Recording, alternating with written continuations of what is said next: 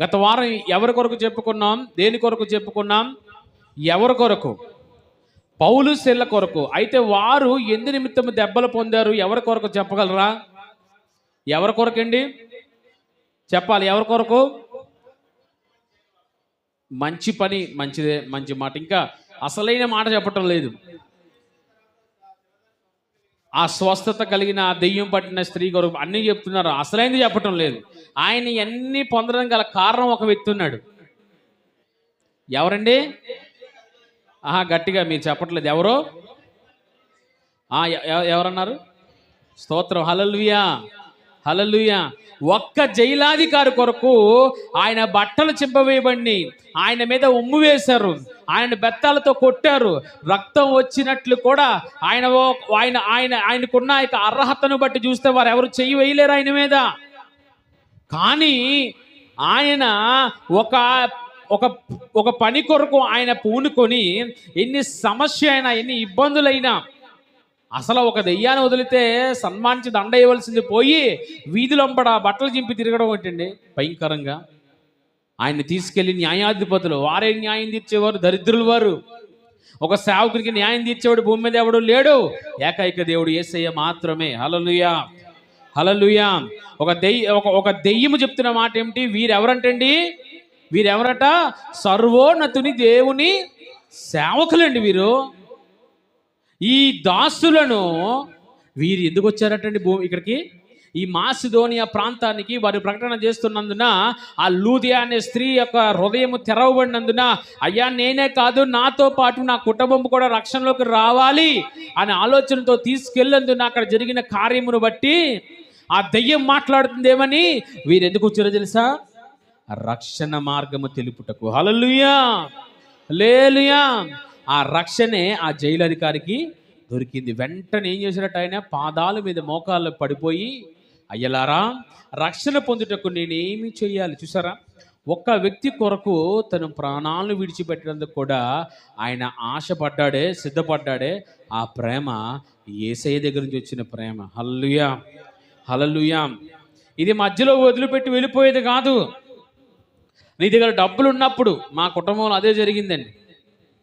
మా నాన్నగారి దగ్గర డబ్బున్నంత కాలము ప్రజలు బాగానే తిన్నారు, అందులో చెప్పకూడని సేవకులు కూడా ఉన్నారు, అంతా బాగా ఉంది. ఎప్పుడైతే ఆరోగ్యం క్షీణించిందో, ధనము విడిచిపెట్టిందో, ఇక కుటుంబంలో వీరి దగ్గర ఏమీ లేదు అని అన్నప్పుడు సంఘము విడిచిపెట్టింది, సేవకుడు విడిచిపెట్టాడు, ఇంకా వీరి వల్ల మనకి ఏ లాభము లేదని వారు ఏం చేశారో తెలుసా? మధ్య కాలంలోనే విడిచిపెట్టి వెళ్ళిపోయారు. కానీ ఎవరు విడిచినా, ఎవరు మరిచిపోయినా నా యేసయ్య మాత్రం మర్చిపోలేదు. హల్లెలూయా, హల్లెలూయా.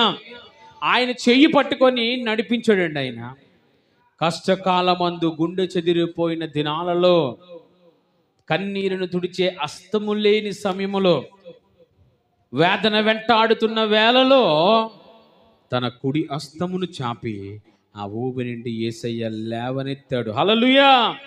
నేను అందును బట్టి ఎంత సంతోషపడతాను. ఒకవేళ కానీ అదే ఊబిలో ఉండిపోయి ఉంటే ఈ పాటికి చాలా భయంకరమైన పరిస్థితులు మేము ఉందేమో. అదే ఊబిలో, అదే భయంకరమైన ఆ బోధల్లో ఉండిపోయి ఉంటే ఇంకా మనుషులకి దాసులుగా, ఇంకా ఇదిగో ఆ యొక్క మనుషుల్ని వెంబడిస్తూ, మనుషుల్ని ప్రేమిస్తూ, అప్పులు చేసి దశంభాగాలు ఇస్తూ, నేను ఏ మానవుడిని నేను ఉద్దేశించి మాట్లాడటం లేదు, కానీ నా ఆత్మ నశించిపోతున్నప్పుడు తెలియజేసింది నా దేవుడే. హల్లెలూయా, హల్లెలూయా.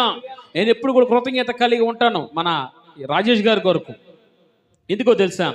అసలు సత్యము అనేది ఏమిటి అని నాతో గొడవాడి, నేను ఆయనతో గొడవాడి నాకు తెలియజేయించింది ఆయన మాత్రమే. హల్లెలూయా. అందుకని ఎప్పుడు నేను మర్చిపోను ఆ కృతజ్ఞత. ఒకవేళ కానీ ఎలీషా పాస్టర్ గారిని కానీ ఒకవేళ ఎందుకు నేను పేరు ఎత్తానంటే, ఒకవేళ కానీ ఆ సేవకులతో కానీ మా కుటుంబం కానీ లేకపోయి ఉంటే ఈరోజు నిజంగా చెబుతున్నాం, వేరే మార్గంలో పోదుమేమో. నిజంగా ఈ పాటికి భూమి మీద కూడా ఉండకపోదుమేమోనండి. ఎందుకంటే మనుషులు మమ్మల్ని అంతగా వాడుకొని విడిచిపెట్టారండి, అంతగా ద్వేషించారు. కానీ దేవుడు మాత్రం విడిచిపెట్టలేదు. హల్లెలూయా. తనను ప్రేమించిన వారినండి ఎప్పుడు కూడా ఆయన విడిచిపెట్టడు.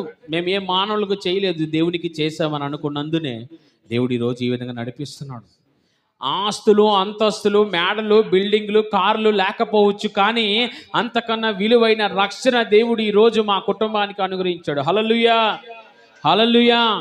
అందుకనే చాలామంది అంటుంటారు, నేను వింటుంటాను ఏంటంటే, మీరు ఎప్పుడో వచ్చారు కదా ఆ గాజువాక, మీరు ఈ వాటికే బిల్డింగ్లు కట్టాలి, కార్లలో తిరగాలి ఇవన్నీ అంటుంటారు. అప్పుడు అంటాను నేను, ఒకవేళగా అదే బిల్డింగ్లు, కార్లు కనుక కట్టుకొని ఉంటే ఈరోజు మా సమాధుల మీద గడ్డలు మొలుచుదును.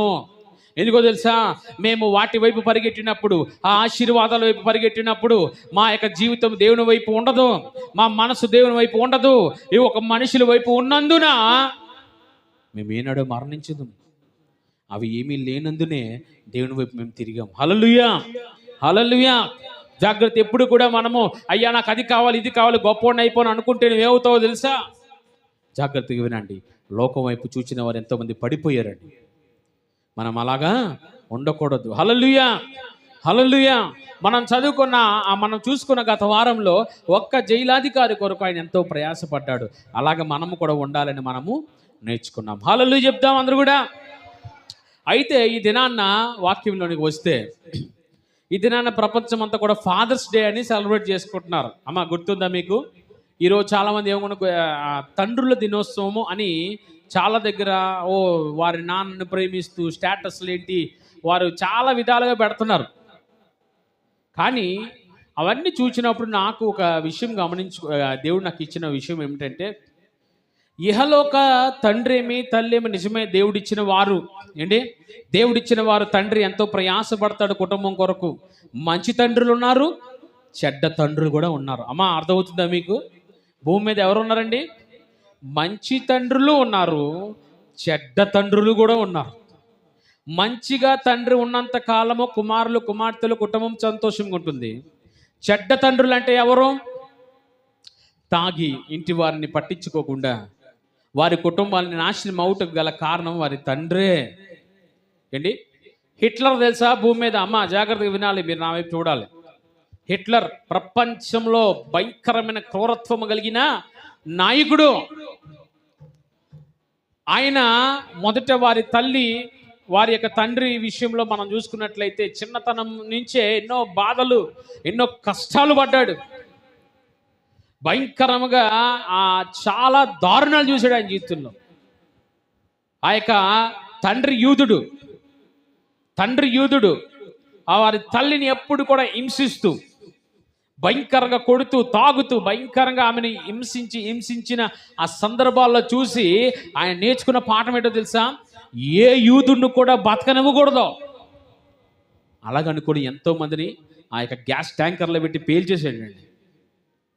ఎంతో మందిని తీసుకెళ్ళి ఆ యొక్క మరుగుతున్న తారులు చంపేశాడు యూదుల్ని. కారణం ఏమిటంటారు?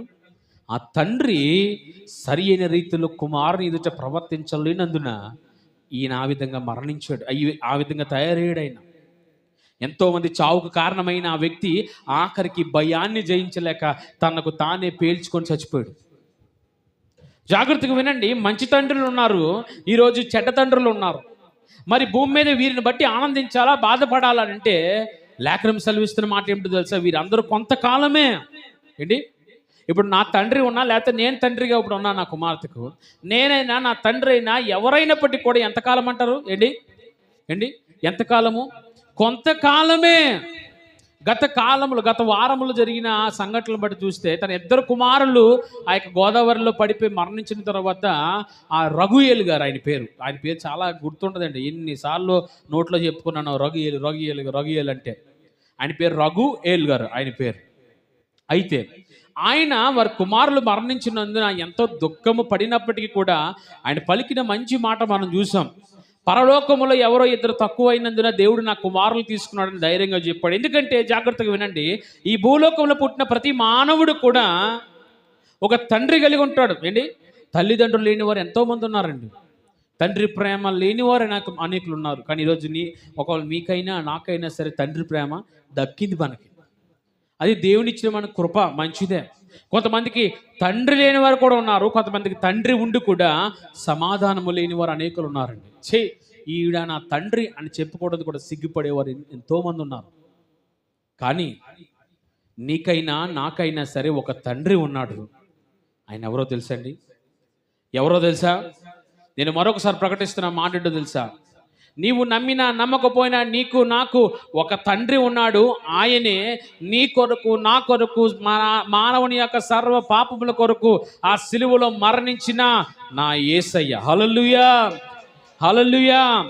ఆ తండ్రి చూపిన ప్రేమను బట్టే ఈరోజు నీవు నేను క్షేమముగా, ఆరోగ్యముగా, సంతోషముగా ఈరోజు మనము జీవిస్తున్నాము. ఆ తండ్రి చూపిన ప్రేమ ఒకవేళ ఆయన చూపకపోతే ఈరోజు మనం భూమి మీద ఉండకపోదుము. అటువంటి తండ్రి ప్రేమ కొరకు ఈరోజు ఈరోజు Father's Day, I love you daddy అని, ఐ లవ్ యూ ఫాదర్ అని ఆయన చేసిన ఎంతో మా కొరకు శ్రమ పడ్డావు, ఎంతో మా కొరకు నిందలు పడ్డావు అని ఎన్నో మంది చెప్తున్నారు. మంచిదే, కానీ ఈ ఒక్క రోజుకి గుర్తొస్తే కాదు, అది జీవితాంతం నీ తండ్రి కృతజ్ఞత కలిగి నీవు ఉండాలి. జాగ్రత్తగా వినండి, బైబిల్లోకి మనం వద్దాం. లేఖన భాగం అందరూ కూడా తెరిద్దాం. ప్రతి ఒక్కరు కూడా బైబిల్ ఉన్నవారు నిర్గమాకాండం, సమయం అయిపోతుంది, పావుగంట మాత్రమే ఉంది. నిర్గమాకాండం ప్రతి ఒక్కరు కూడా బైబిల్ తెరిద్దాం. 33వ అధ్యాయం 2వ వచనం నుంచి మనం చదువుకుందాం. బైబిల్ ఉన్నవారు, చదవగలిగిన వారు. ఈరోజు చాలామంది చాలా విధాలుగా వారి యొక్క ప్రవక్తను మనం చూస్తున్నాం. తండ్రులేమి, కుమారులేమి ఈరోజు మనం చూస్తున్నాం. వారి యొక్క తండ్రి ప్రవక్తను బట్టి వారి కుమారులు జీవిస్తున్నారు, వారి కుటుంబం జీవిస్తుంది. అయితే నిన్ను నన్న కన్న తండ్రి ఎంత ప్రేమ చూపించాడు మనం ఆలోచన చేస్తే ఆ ప్రేమ నుండి మనము బయటకు వెళ్ళలేము. చదువుదాం ఒక్కసారి 33వ అధ్యాయం 2వ వచనం చదువుదాం. నేను ముందుగా చదవండి.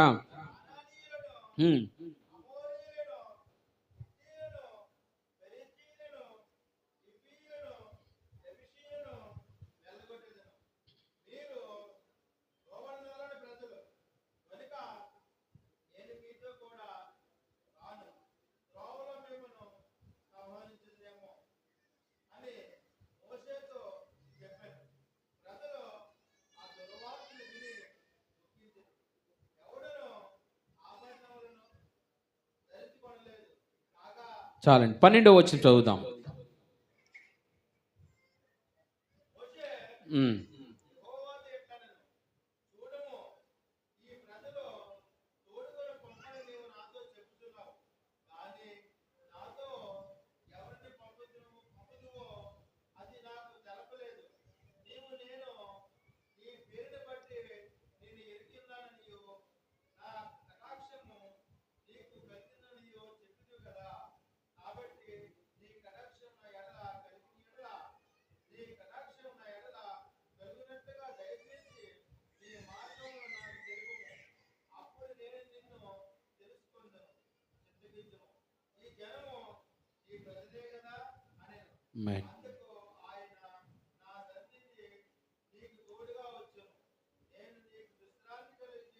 హల్లెలూయా, హల్లెలూయా. నా సన్నిధి నీకు తోడుగా వచ్చును కనుక నీకు విశ్రాంతి కలుగుతుంది. హల్లెలూయా, హల్లెలూయా. మనం చదువుకున్న యొక్క 2 వచనముల్లోని ఒక మంచి మాటను జ్ఞాపకం చేసుకుంటే, దేవాది దేవుడు ఇశ్రాయేలు ప్రజలని ఎక్కడి నుంచి విడిపించాడట? ఐగుప్తు ప్రాంతము నుండి విడిపించి అక్కడ రాయబడిన మాట ఏంటంటే, ఇదిగో పాలు తేనెలు ప్రవహించు దేశమునకు నేను మిమ్మల్ని తీసుకొని వెళ్తున్నాను కనుక మీరు త్వరపడి సిద్ధపడి మిమ్మల్ని మీరు పరిశుద్ధపరచుకొని రండి అని మోషేను పంపించాడు దేవుడు. వారి మొరను విని ఆ యొక్క 400 సంవత్సరములు పైబడే వారు ఐగుప్తుల్లో ఉన్న పరిస్థితులు బట్టి, వారు దేవునికి మొరపెట్టిన విధానమును బట్టి మోషేను దేవుడు పంపించి ఆ యొక్క 10 తెగుళ్ళు రప్పించినప్పుడు ఫరో హృదయము కఠినమైపోయినందున ఆ యొక్క 10 తెగుళ్ళు ద్వారా మీరు పొండి బాబోయ్ మీరు ఉండద్దు మా దేశములో అని వారిని పంపించేసిన సందర్భం మనకు తెలుసు. వారు అరణ్య గుండా ప్రయాణము చేస్తున్నారు. అది మనం చూసాం. అరణ్యంలో తిండి లేనప్పుడు దేవుడికి అయ్యో మమ్మల్ని ఇక్కడ తీసుకొచ్చి చంపేస్తున్నావా అని మోషేను సన్నిగుకున్న సందర్భము మనం చూసాం. దేవుడు అప్పుడు టన్నులు కొద్ది మన్నాను ఇచ్చాడు. టన్నులు కొద్ది మన్నాను తినేశారు. వారు మాంసాన్ని తినేశారు. అన్ని లక్షల మంది ఇంచుమించు దగ్గర 20 లక్షల పైవడే వారందరికీ మంచినీరు ఇచ్చాడు దేవుడు. ఎదురుగా ఎర్ర సముద్రం ఉన్నప్పుడు పాయలు చేశాడు దేవుడు. ఎన్నో గొప్ప కార్యము జరిగించాడు. ఫరోని వాడి యొక్క రాజ్యాన్ని సర్వ నిర్మూలన చేశాడు దేవుడు. చాలా మంచిదే. అయితే ఈ యొక్క ప్రాంతానికి వచ్చినప్పుడు పైనేమో మోషే దేవునితో మాట్లాడుతున్నాడు. ఆ సీనాయి పర్వతము క్రిందేమో ఆ మధ్యాహ్నమేమో యెహోషువ మొరపెడుతున్నాడు. ఆ క్రింద మనం చూసినట్లయితే ఆ అధ్యాయంలో మొదలుకొని వారు ఏ విధంగా ప్రవర్తించారో మనం చూస్తాం. ఒక దూడను చేసుకొని, అమ్మ జాగ్రత్తగా వినాలి, ఏమిటట, ఒక దూడను చేసుకొని ఇదే ఐగుప్తు నుంచి రప్పించిన యెహోవా ఈ దూడే అని ఆ దూడ మందు గంతులేసి ఆనందించి, ఈ విషయాలన్నీ మనకు తెలుసు. దేవుని కోపానికి కారణమైన వారు చాలా ఘోరమైన పరిస్థితుల్లో వారు పాపం చేశారటండి. జాగ్రత్తగా వినాలి. వద్దు అన్న పనిని చేసినందున చాలా భయంకరమైన ఆ పాపము జరిగినందున ఎంతోమంది మరణించారు. చాలా ఆ యొక్క విషయాలు మనం చూసుకున్నాం. అయితే వీరు ఆ ప్రాంతం నుండి బయలుదేరాలి.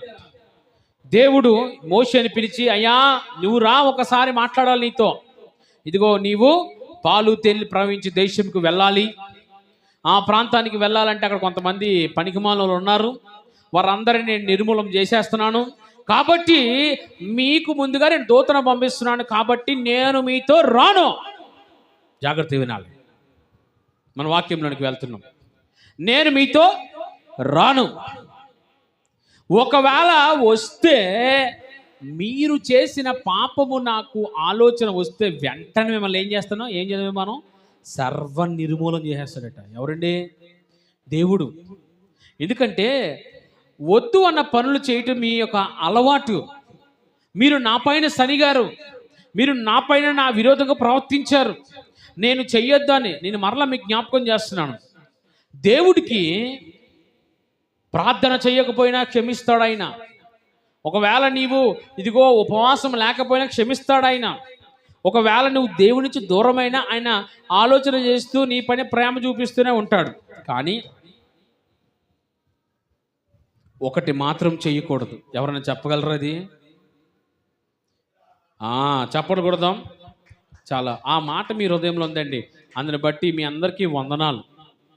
నువ్వు ఏమి చేసినా, ఒకవేళ నువ్వు దేవునికి వ్యతిరేకంగా జీవించిన దేవుడికి క్షమిస్తాడేమో, కానీ విగ్రహారాధన జరిగించిన ఎడల దేవునికి పుట్టి కోపము, బహు క్రోధము, దాని నుండి ఎవడో తప్పించలేడు. నేను నిన్నటి దినాన్న ఎప్పుడో మాకు తెలిసిన వారి యొక్క స్టేటస్ చూశాను. జాగ్రత్తగా వినండి అమ్మా.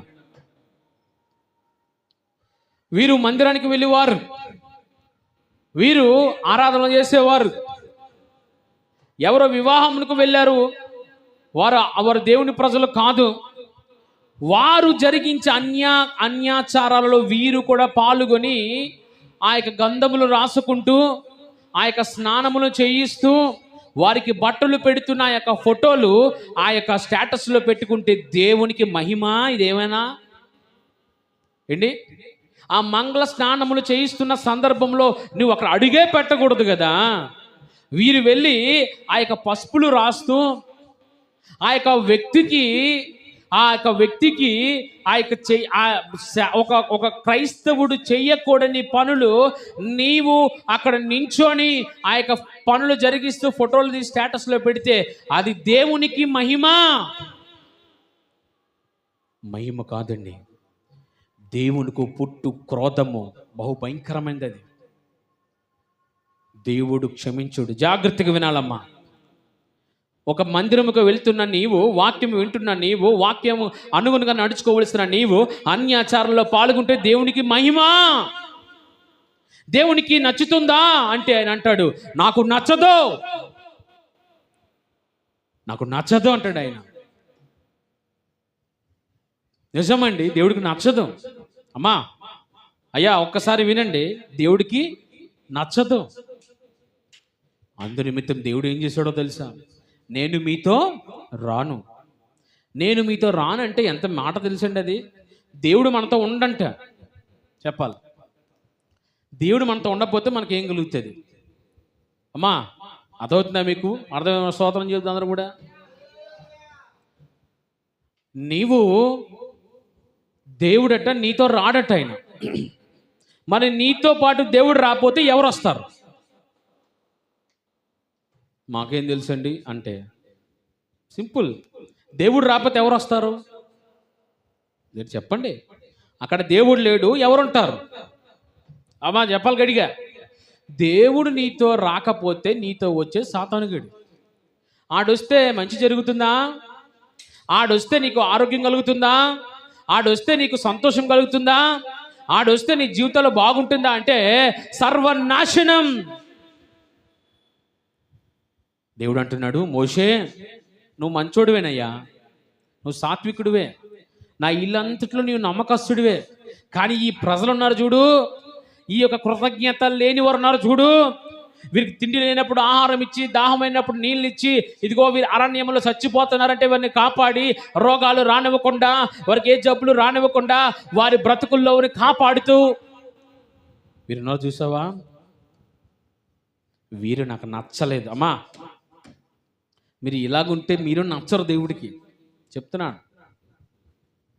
నువ్వు దేవుని మందిరంలో ఉన్నప్పుడు ఆయన మహింపరచాలి, బయటికి వెళ్తున్నప్పుడు ఇంకా మహింపరచాలి ఏంటి అమ్మా. ఏటట దేవుడి మందిరం ఉన్నప్పుడు ఎలాగో మహింపరుస్తాం ఆయన్ని, బయటికి వెళ్తున్నప్పుడు. ఇందాల ఆయన మాట అన్నారు, అయ్యా ఒక 100 రూపాయలు 200 కూడా నాకు ఎలాగో, నాకు ఒకవేళ తీసుకున్నా, ఒకవేళ ఏదైనా అటు ఇటు అయినా సరే నా మనసు ఒప్పుకోవడం లేదు. అది దేవుని మనస్సు. నీవు దేవుడి మందిరం ఉన్నప్పుడు భక్తిపరుడుగా ఉండి బయటికి వెళ్ళిన తర్వాత అన్యులతో కూడా అన్యాచారాలు జరిగిస్తే దేవుడు ఏమైనా అమ్మా కరుణించేవాడు అనుకుంటున్నావా? తోలు తీసి తొక్క ఆరేసేస్తాడు దేవుడు. నిజమండి, అబద్ధం ఆటం లేదు. నేను అమ్మా అప్పారావు గారు ఎప్పుడు ముగించమంటారా? జాగ్రత్తగా వినాలి, చాలా అవసరమైన మాట. దేవుడికి నచ్చుతుందండి చెప్పాలి. ఇంతకాలం నువ్వు దేవుని మందిరంలో ఉండి దేవునితో సహవాసం చేసిన నీవు ఒక అన్యుడి దగ్గరికి వెళ్ళి ఆడికి సువార్త చెప్పవలసిన నీవు ఏంటి, ఒక్క జైలాధికారి కొరకు ఆ యొక్క పౌలు ఏం చేశాడండి? ఎన్ని దెబ్బలు పొందాడు, ఎన్ని అవమానాలు పొందాడు. అది ఒక ఇన్సిడెంట్ కాదు, ఎన్నో జరిగినాయి. ఈరోజు నువ్వు ఎవరినో సంతోషపరచాలని వారి కార్యక్రమంలో దూరిపోతున్నావు ఏంటి? యెహోషాపాతు జాగ్రత్తగా వినండి. దేవుణ్ణి ఆ యొక్క ప్రజల ఉండి కూడా, దేవునికి లోబడి ఉండి కూడా యెహోషాపాతు యూదా రాజు అయినప్పటికీ కూడా అసలు దేవుణ్ణి తప్ప వేరొక ఆలోచన ఆయనకు లేదు. దేవుడి విషయంలో తప్ప వేరొక ఆలోచన లేదు. ఇంకా నాకు ఏదైనా ఉందంటే అది నా దేవుడే తప్ప, నాకు ఏ ఆపద కలిగినా ఏది కలిగినా నాకు దేవుని వచ్చి మొర్ర పెడతానన్న ఆ యొక్క యెహోషాపాతు కాస్త ఒక అన్యుడితో స్నేహము చేసి, అన్య రాజుతో, ఇశ్రాయేలు రాజుతో, ఆ యొక్క ఇజ్రాయేలు ఆ కలిగిన దేశంలో ఈయన కూడా వారితో వియ్యమైంది, వారితో కలిసిపోయినందున జాగ్రత్తగా వినండమ్మా. దేవుడు ఆయనకి ఎంత ప్రేమ చూపించాడంటే, చెయ్యకూడని పని చేసినందున కూడా దేవుడు, అది వేరే సబ్జెక్ట్, మనం వేరే ఇప్పుడే మనం మాట్లాడుకుంటాం. వెంటనే లోబడ్డాడు, దేవుడు కార్యం జరిగించాడు. హల్లెలూయా, హల్లెలూయా. మరలా తెలియజేస్తున్నాను మీకు నేను, ఒక అన్యుడితో స్నేహం మనకొద్దు. ఒక అన్యాచారాలు జరుగుతున్నాయంటే నీవు అక్కడి నుంచి పారిపోవాలి. దేవుడు అంటున్నాడు, నేను మీతో రాను. ఎందుకు రానన్నాడు ఆయన? ఆ యొక్క 32 చదువుకుంటే 32లో ఎంత ఘోరమైన స్థితి ఉందంటే, అక్కడ మనం చూస్తే చాలా పెద్ద ఆ యొక్క అక్కడ జరిగిన సంఘటనలో ఎంత దారుణంగా దేవుని అవమానం పరిచారు వారు. నేను మీతో రాను అన్నందుకు కారణం ఆ విగ్రహారాధన. అప్పుడు మోషే అంటున్నాడు, అయ్యా ప్రభువా, ఆ 33లో మనం చదువుకున్నాం, ఆ 12, 13 ఆ యొక్క వచనాల్లో ఉంటుంది, అయ్యా నీ సన్నిధి మాతో రాకపోతే మేము ఏ విధంగా వెళ్ళగలము? ఎన్నో దేశాలు కూడా ప్రయాణం చేయాలి మేము, ఎన్నో రాజులను జయించాలి మేము, మా ప్రయాణం ఎంతో ఉన్నది. అదేనండి మోషేకున్న తండ్రి హృదయము. హల్లెలూయా, హల్లెలూయా. మోషే దేవుని యొక్క ఉగ్రత నుండి ఇశ్రాయేలు ప్రజలకు అడ్డుగా నిలబడిపోయాడు. ఏమంటున్నాడు తెలుసా? ప్రభువా, నీవు నా పైన కటాక్షం చూపించేవాడు కదయ్యా, నీవు నన్ను పిలిచినవాడు కదయ్యా, ఇదిగో నేను ఈ విధంగా ఉన్నానంటే కారణం నీవే కదా. ఒకవేళ నీ సన్నిధే నా ఎడల రాకపోతే మేము ఎటు పోగలము? అసలు ఆయన సన్నిధి అంటే ఏమిటండి? మనం చూస్తుంది ఏమిటిది చెప్పాలి. ఇది మందిరం. మరి నీ సన్నిధి నిలిచిన నీ సన్నిధి అని మనం మాట్లాడుతుంటాం. అమ్మ అర్థమైంది? ఎప్పుడైనా మాట్లాడేవరా? నీ సన్నిధి, నీ మందిరము అంటే ఏమిటి? మందిరం ఏమిటి? దేవుని మందిరం. మరి సన్నిధి అంటే ఏమిటి చెప్పాలి. ఇప్పుడు మనం ఈ యొక్క ఆ 4 గోడల లోపలికి రావడం ఇది మందిరం.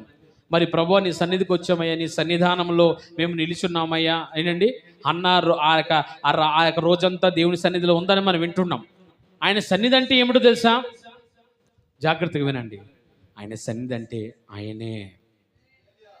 ఆయన సన్నిధి అంటే ఎవరండి? యేసయ్యే.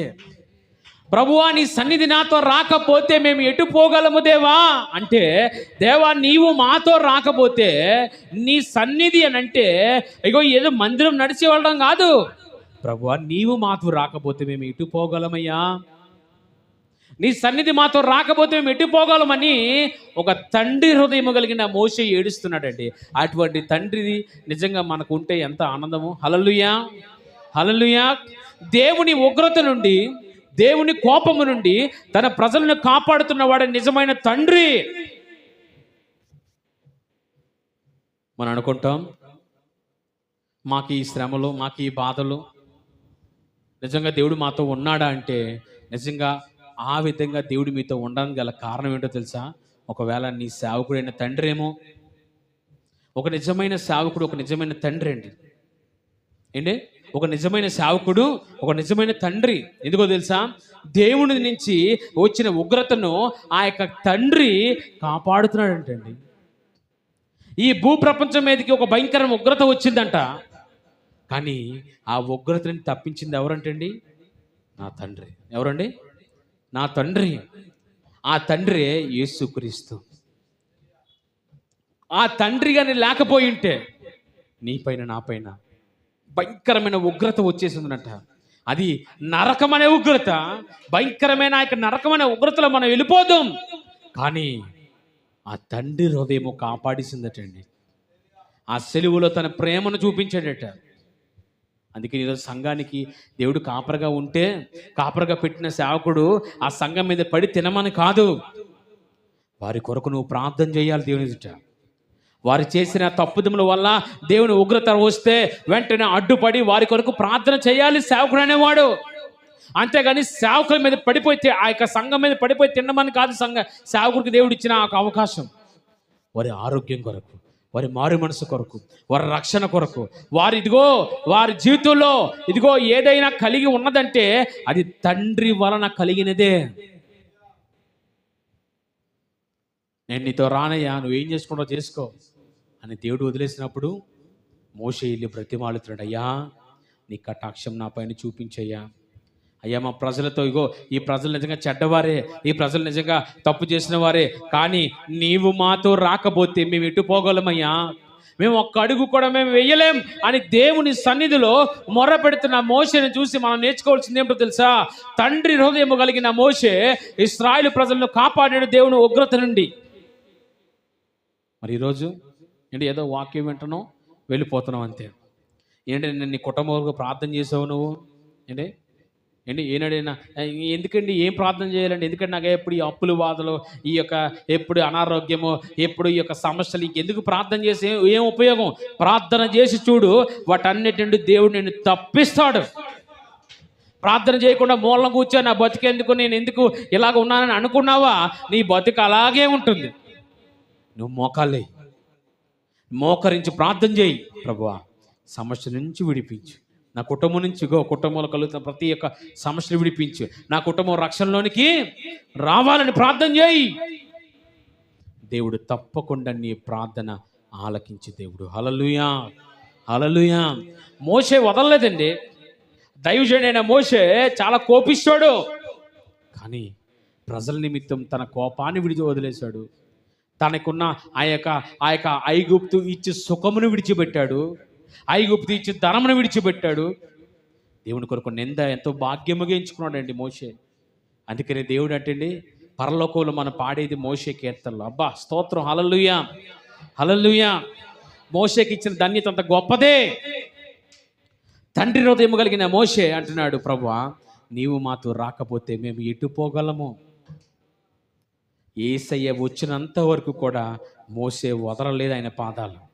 నువ్వు రాకపోతే నేను ఇక్కడి నుంచి వెళ్ళను. నీవు కూడా అలాగే ప్రార్థన చేయాలి. అయ్యా నా కుటుంబం రక్షణలోకి వచ్చినంత వరకు నేను ఉపవాసం మాననయ్యా. ప్రతి వారంలో ఒక రోజు పూర్తిగా ఉపవాసం ఉండిపోతానంతే. ఆ రోజంతా ప్రార్థనలో ఉండిపోతానంతే. నేను బయటికి రాను, నేను అన్నం ముట్టను. నా కుటుంబం రక్షణలోకి రావాలంతే. వారు మారు మనసు పొందేంత వరకు నేను ఈ యొక్క యజ్ఞము ఆపను. ఏంటి అలాంటి హృదయం కలిగి ఉన్నాం మనం. హ్యాపీ ఫాదర్స్ డే చెప్తే సుఖమేం లేదు. ఈ హృదయం కలిగి ఉండాలి. ఏమంటున్నాడు దేవుడు? నేను మీతో రాను. దేవుడు మనతో రాడంటండి. మరి ఎవరు వస్తారో చెప్పాలి, ఎవరు వస్తారు? తండ్రి హృదయం నీలో లేదు అంటే కారణం ఇదే. నువ్వు వెంటనే వెళ్ళి మోకాల మీద పడిపోలే, దేవా నా పరిస్థితి ఇటువంటిది, నా యొక్క బ్రతుకు ఇటువంటిది, నా యొక్క పరిస్థితిగో ఇలాగ ఉన్నాను. వెంటనే నువ్వు మోకాల మీద పడితే దేవుడు అంటాడు, నేను మరలా నీతో వస్తానంటాడు. హల్లెలూయా హల్లెలూయా.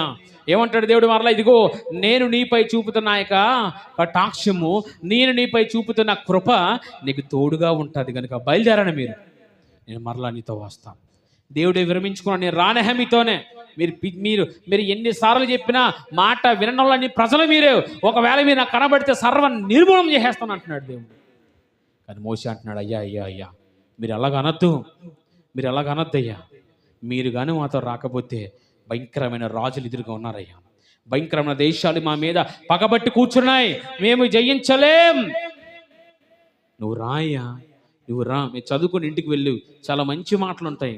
ఆ 33 అధ్యాయం అంతా కూడా మోషే యొక్క తండ్రి హృదయంను మనం చూడొచ్చండి. ఈ లోకంలో తండ్రులు ఎటువంటి వారండి? ఏంటి ఎలాగున్నారండి? తండ్రులు ఎలాగున్నారు? లోకపరంగా వదిలేండి, లోకంతో మన సంబంధం లేదు. క్రైస్తవ్యంలో కూడా సేవకులను పడేవారు కూడా తండ్రి హృదయం కలిగిన వారు ఈరోజు లేరండి ఎవరు కూడా. ఒకడు నాశనం అయిపోతున్నాడు, ఒకడు త్రావ తప్పుతున్నాడు అంటే వారిని ఇంకా భయంకరంగా దూషించి ద్వేషించిన వారే ఉన్నారు. కానీ నువ్వు ఇంకా అలాగే అయిపోతావు, ఇంకా నువ్వు అలాగే జీవిస్తావు, ఇదిగో ఇంకా నువ్వు దేవుడికి పోకపోతే నాశనం అయిపోతావు అన్నవారు ఉన్నారు. కానీ వాడిని బట్టి దేవుని ఎదుట మోకరించేవారు ఎవరైనా ఉన్నారా అండి? ఒకడు పడిపోతున్నాడంటే వాడిని ఏం చేయాలట అండి? 99 గొర్రెలు విడిచిపెట్టి ఒక్క గొర్రె కొరకు ఆ కాపర్ ఏం చేశాడండి? నేను ఏం చేశాడు? పరిగెట్టాడండి. అదండి తండ్రి హృదయం అంటే. ఒక్క గొర్రె కొరకు 99 గొర్రెలను కూడా ఆయన ఏం చేశాడండి? విడిచిపెట్టాడు. అది తండ్రి హృదయం. ఈరోజు ఇక్కడికి వచ్చి మంచిగా మరి కళ్ళు మూసుకొని మంచిగా నిద్రపోతున్నారు. మనం సిగ్గు తెచ్చుకోవాలి. ఎందుకో తెలుసా? నాలో తండ్రి హృదయం లేదయ్యా, ప్రార్థించే హృదయం లేదయ్యా, మొర్ర పెట్టే హృదయం లేదయ్యా. ఈరోజు నీవు ఆ విధంగా ఉంటే నీ కుటుంబం ఈరోజు దేవుడి నుంచి వైదొలిగిపోతుంది. జాగ్రత్త. తండ్రి హృదయం కలిగి ఉంటే దేవుడు నీతో వస్తాడు. దేవుడి హృదయాన్నే మార్చిన ప్రార్థన మోషే ప్రార్థన అండి. దేవుడి యొక్క నిర్ణయాన్నే మార్చిన ప్రార్థన మోషే యొక్క ప్రార్థన అండి.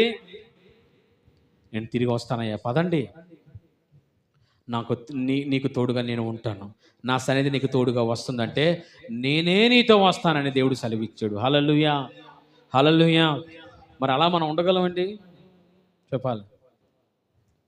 తండ్రి హృదయం కలిగిన వారు ఈరోజు మనకు కావాలి. కుటుంబాల్లో కూడా తండ్రి హృదయం లేని, తండ్రి హృదయం అంటే ఒక తండ్రికి కాదు, తల్లికి ఉండాలి, తండ్రికి ఉండాలి, కుటుంబంలో ఆ యొక్క కుమార్తెలు కూడా ఉండాలి. బాధ్యత హృదయం, అది బాధ్యత రహితమైన ఆ యొక్క ప్రార్థన నీలో ఉండాలి. ఒకటి కుటుంబంలో పడిపోతున్నాడంటే వారి కొరకు నువ్వు ఏం చేయాలట?